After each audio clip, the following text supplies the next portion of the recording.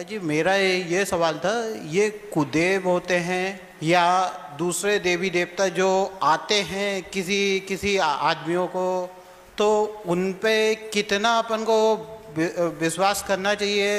या अपन देखते हैं किसी के लिए बाबा जी आए, किसी को माता जी आई, इस टाइप की चीज़ें। और ये अपने धर्म में जो व्यंतर देव शायद बोले गए हैं, मेरे को थोड़ी कम नॉलेज है, तो वो व्यंतर देव अपन को कितना फायदा दे सकते हैं और कितना नुकसान दे सकते हैं? बहुत अच्छा प्रश्न है, सब सामायिक प्रश्न है, बहुत सारे दुनिया के लोगों का ये प्रश्न है कि व्यंतर देव हमें क्या देते हैं, क्या दे सकते हैं।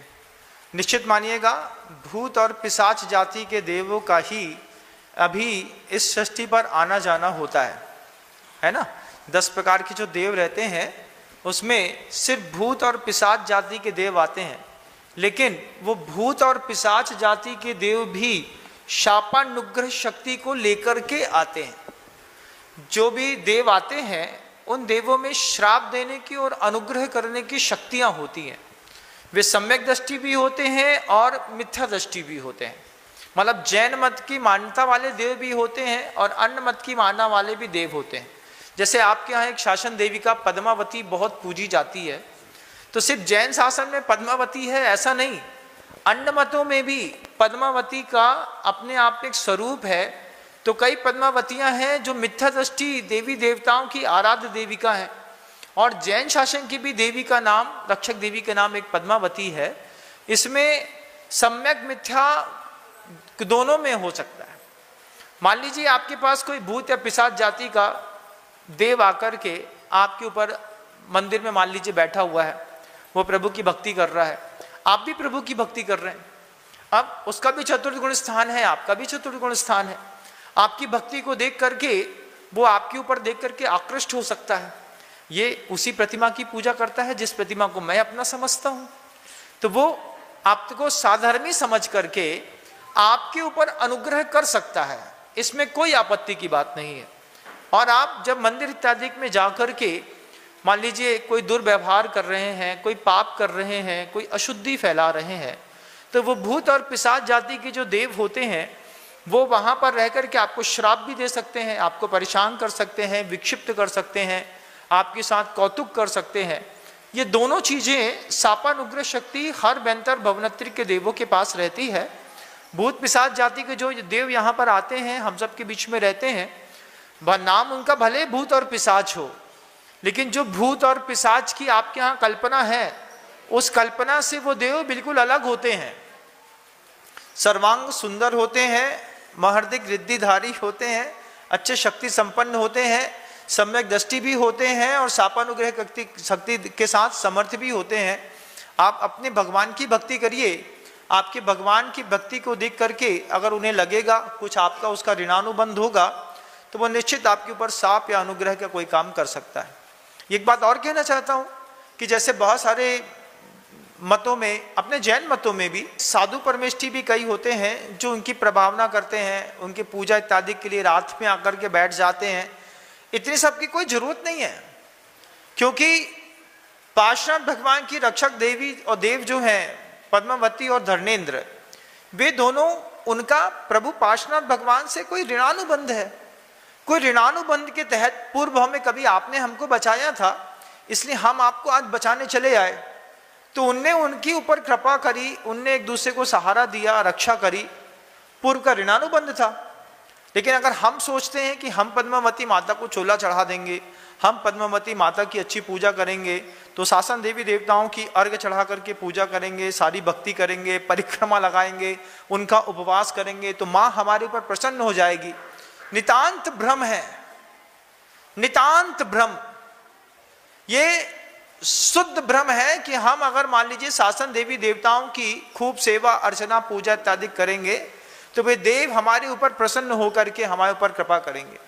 बिल्कुल साफ स्पष्ट शब्दों में है कि आप उनके आराध्य देव की पूजा करिए। वे आराध्य देव की पूजा करने पर उनको लगेगा कि ये सम्यक दृष्टि है और ये हमारे प्रभु का भक्त है, तो साधर्मी समझ करके तो वो आपके ऊपर अनुकंपा कदाचित कर भी सकता है। लेकिन भगवान समझते अगर आप उसको पूजा करते हैं, अर्घ चढ़ाते हैं, चोला चढ़ाते हैं, माला फेरते हैं बार बार, ये सब चीजें तो जैन शासन में वर्ज्य है, साफ सुथरी बात है। कहीं पर भी पूरे जैन शासन में पद्मावती या दर्णेन्द्र की देवी देवताओं इत्यादिकों का कोई स्वरूप वर्णन नहीं किया गया है, किसकी ऐसी प्रतिमा बताई जाती है। प्रतिष्ठा ग्रंथों में उसकी प्रतिष्ठा की कोई विधि नहीं लिखी है, साथ ही साथ किसी भी प्रतिष्ठा ग्रंथ इत्यादिकों में उनके पूजा का कोई विधान नहीं लिखा है। आचार्य सोमदेव सूरी महाराज ने यशस्व तिलक चंपू में इस बात को जरूर कोट किया है कि जो कोई भी व्यक्ति जिनेन्द्र भगवान के समकक्ष उन्हीं के द्रव्य से उन भवनत्रिक के देवों की पूजा, व्यंतर आदि की पूजा करता है, भगवान समझ के करता है, तो नियम से नरकगामी है, नियम से नरक में जाएगा। अब आप कह सकते हैं कि हम उसको भगवान समझ के नहीं करते हैं, बहुत अच्छी बात है। आप भगवान समझ के नहीं करते हैं तो उसको क्या समझ के करते हैं, ये आपको एक बार जवाब देना पड़ेगा। क्योंकि अगर मान लीजिए हमने उनको भगवान नहीं माना है, हमने उनको शासन देवी का रक्षक इत्यादि माना हुआ है, तो आपने उनको शासन रक्षक देव माना है, निश्चित करिए कौन सा गुण स्थान है। अविरत गुण स्थान है, अविरत सम्यक दृष्टि है, मान लीजिए चतुर्थ गुण स्थान है, तो चतुर्थ स्थान व्यक्ति वाला व्यक्ति जो है वो क्या द्रव्य से पूजा करता है, परिक्रमा करते हैं, ऐसा कोई व्यवहार नहीं करते हैं, सामान्य से व्यवहार रहता है। जब कोई आपका साधर्मी मिलता है तो आप कैसे, भाई साहब जय जिनेन्द्र, ऐसे ही आप वहां से निकलते हैं। मान लीजिए उनकी कोई पीठ का स्थान, निषद्ध का स्थान इत्यादि बना हुआ है, तो आप वहां पे अगर निकलते हैं, आपको उनके प्रति से विशेष लगाव है, जय जिनेन्द्र ऐसा करके निकले, कोई आपत्ति नहीं है। ये शासन में एक व्यवहार है, आप करें। लेकिन हमने पूजा लेकर के, चोला लेकर के पहुंच, जिनेन्द्र भगवान की पूजा अर्चना का, देव शास्त्र गुरु की पूजा अर्चना के उपदेश दिए गए हैं। शावक के षट कर्मों में देव पूजा, गुरु पास्ति, स्वाध्याय, संयम, तपः, दानम चेति, गृहस्थानाम षट कर्माणि दिने दिने, ये बिल्कुल स्पष्ट है। आप यशस्व तिलक चंपू में अन्य देवी देवताओं की चर्या उपचर्या के बारे में 5-7 कारिकाएं लिखी हुई हैं आचार्य सोमदेव सूरी महाराज ने, आप देखिए, निश्चित आपका माइंड वॉश होगा और जो गलतियां हम लगातार करते चले आ रहे हैं उसमें आप विराम लगा पाएंगे। तो महाराज जी, मतलब ये जैसे अपने यहाँ पंचकल्याणक होते हैं जिसमें बोला जाता है कि बारिश को बांध दिया, ये हाँ। कर दिया, तो ये सब क्या अपने धर्म में भी तंत्र मंत्र होते हैं क्या? होता, बिल्कुल सब होता है। 10 प्रकार के देवों का आवाहन करके जब हम ध्वजारोहण करते हैं, उस ध्वजारोहण के वक्त प्रतिष्ठाचार जो सदाचारी होता है, ब्रह्मचारी होता है, व्रतों का पालन करने वाला होता है, वो मंत्र के माध्यम से ध्वजारोहण के दिन आपने देखा वहां पे कलश वगैरह रख के, उनके लिए आईना वगैरह बांध करके, उनका आवाहन करके, चारों दिशाओं से 10 प्रकार के देवों का आवाहन करके उनको वहां पर स्थान देकर के बांध देता है। इसलिए कि जब तक प्रभु के पंच कल्याणक इस पूरे गजरत स्थल पर होंगे, उस वक्त तक कोई भी आसुरी शक्ति यहाँ पर चारों तरफ से आकर के किसी भी प्रकार से विप्लव न करे, उपद्रव न करे, पंडाल न जलाए। क्योंकि जब कभी भी कोई अच्छा काम होता है, कोई ना कोई विघ्न करने वाले देव तो आते हैं। मान लीजिए कोई साधु है, अपनी साधना के चरम पर पहुंच करके किसी प्रतिमा की प्रतिष्ठा करना चाहते हैं, तो देव भी वहां से आकर के उस प्रतिमा की प्रतिष्ठा में कई बार बाधा पहुंचाते हैं। तो जो 10 प्रकार के देव हैं, वे प्रतिष्ठाचार आकर के उनको बांधते हैं, उनको नियंत्रित करते हैं, मंत्र शक्तियों के प्रयोग करते हैं और उनको बांध करके पूजा नहीं करते। कहाँ रखा उनको? पंडाल से बाहर रखा, ध्वज लगा दी। ध्वज जहां तक ध्वज की हवा फड़फड़ाएगी, वहां तक जहां से उस फड़फड़ाती हुई हवा छुपती हुई जाएगी, वहां तक उनको मंत्रित करके उस पूरे एरिया को बांध दिया जाता है, जिसके माध्यम से निर्विघ्न तरीके से कोई भी बड़े महोत्सव आयोजन इत्यादि संपन्न होते हैं। ये जिनसेन स्वामी के प्रतिष्ठा ग्रंथ में इस तरीके की विधि लिखी हुई है, इसमें कोई आपत्ति की बात नहीं है। प्रतिष्ठाचार ये सब करते हैं। लेकिन सामान्य गृहस्थ पता चला प्रतिदिन माँ पद्मावती की पूजा कर रहे हैं, फूल चढ़ा रहे हैं, अर्घ चढ़ा रहे हैं, फिर पद्मावती तो इतनी बड़ी प्रतिमा है, उसके ऊपर इतनी छोटी सी पार्श्वनाथ भगवान की प्रतिमा है, और उस पार्श्वनाथ भगवान की प्रतिमा का सहारा लेकर के लगातार उसमें अभिषेक इत्यादि करते हैं। ये निश्चित रूप से अपने आप को छलना है। संसार को बढ़ाओ मत, संसार को अगर घटाना है तो सच्चे देव शास्त्र गुरु की अर्चना, पूजन, भक्ति करो। उस भक्ति का, जाप का, स्तोत्र पाठ का गजब का प्रभाव पड़ता है। आपको अगर मान लीजिए बिल्कुल खास किसी प्रभु का भक्त देखना है, कोई भवनत्रिक का देव देखना है, आपको अपनी आंखों से अगर उससे कुछ पूछना या समझना है, तो आप कभी भी बंधा जी के आश्चर्यकारी श्री अजित नाथ जी भगवान जी के दरबार में कभी जाकर के देखिएगा। वहां पर सित्तन करके अन्य समाज का एक व्यक्ति है, कुम्हार समाज का है, उसको वहां के शासन रक्षक देव इत्यादिकों का आना जाना होता है। वो जब कभी भी वहां मंदिर जी में आता है, वो सब बताता है। इस महिला का भाव अच्छा नहीं है, इसने अपने बच्चे की अशुद्धि करा दी है, कहीं कुछ हो गया है, कहीं कुछ हो गया है। ऐसे कई प्रकल्प वहां के लोकल लोगों ने वहां पर घटते हुए देखे हैं।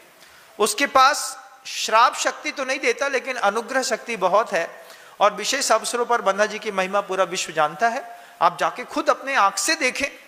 मैं बोलता हूं, मेरे बोलने पे विश्वास न करें, आप खुद जाकर के देखें उस व्यक्ति को जिसका नाम सित्तन है।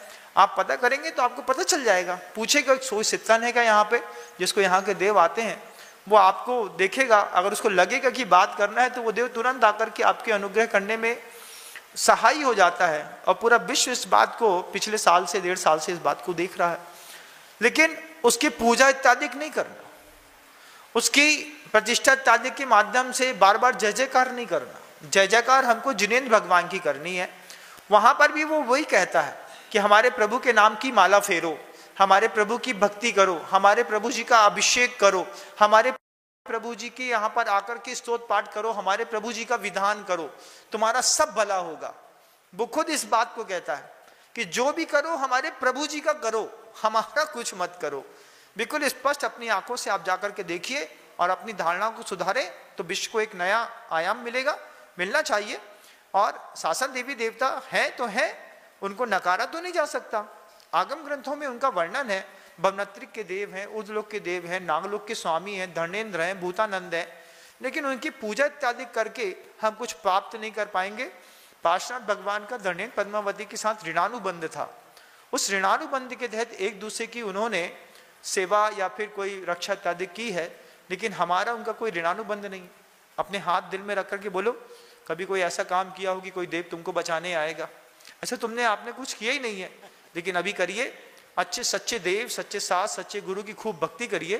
उनके रक्षक देव आपके भी रक्षक देव बन जाएंगे। उनकी भक्ति करते करते आपको भी उससे लाभ मिल पाएगा।